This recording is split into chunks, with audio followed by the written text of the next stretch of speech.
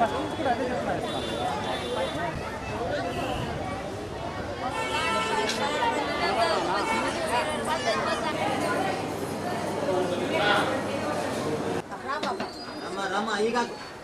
వెళ్ళండి సార్. బయటికి వెళ్ళండి మా, ఇక్కడ ఎవరు నిలబడకూడదు. షాపింగ్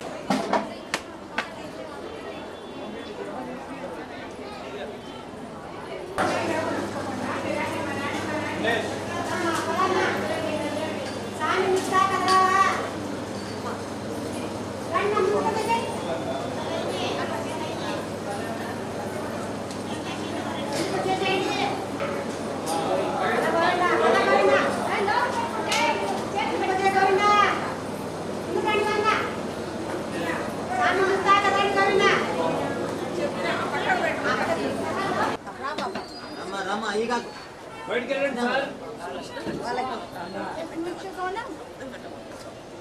బయటికి వెళ్ళండి మా, ఇక్కడ ఎవరు నిలబడకూడదు. ముఖ్యంగా ఈనాటి యువతరం కృష్ణ తత్వంలో ఉండేటటువంటి విషయాలను ఆకలింపు చేసుకుంటే అనవసరమైనటువంటి భయాలు పోగొట్టుకొని జీవితంలో వచ్చేటటువంటి కష్టాలను బాధలను ఎదుర్కొనేదానికి కావలసినటువంటి మానసిక ధైర్యాన్ని వాళ్ళు పొందగలుగుతారు. మనము కృష్ణుని జీవితాన్నే గమనిస్తే ఆయన జైల్లో పుట్టినాడు. తల్లిదండ్రుల దగ్గర కాకుండా ఎవరో పెంపుడు తల్లిదండ్రుల దగ్గర పెరిగినాడు. ఆ పెరిగే క్రమంలోనే 6 సార్లు ఆయన పైన హత్యా ప్రయత్నం జరిగింది. వాటినన్నింటినీ తప్పించుకున్నాడు.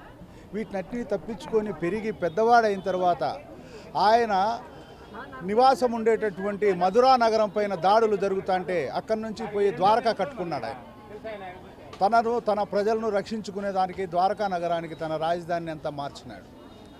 తరువాత మహాభారత యుద్ధంలో ప్రధానంగా శత్రువులంతా నిర్జించేదానికి తన శక్తియుక్తులన్నింటినీ ఉపయోగించి పాండవులను గెలిపించడమే కాకుండా మన భారతీయ తత్వశాస్త్రంలో 5 ప్రముఖమైనటువంటి భక్తి కర్మ జ్ఞాన యోగ మార్గాలను గురించి భగవద్గీతలో వివరించడం ద్వారా ప్రపంచంలో ఒక్క భారతీయులే కాకుండా ప్రపంచంలో ఉండేటటువంటి ప్రజలందరూ ఆచరించదగినటువంటి జీవన విధానాన్ని, అందులో 5 దశలు, కర్మయోగం ఆచరించవచ్చు, జ్ఞానయోగం ఆచరించవచ్చు, ఆ భక్తి యోగం ఆచరించవచ్చు. ఇట్లా ఇన్ని మార్గాలను ఆయన సూచించడం ద్వారా భగవద్గీత మనకంతా ఆదర్శవంతప్రాయమైంది.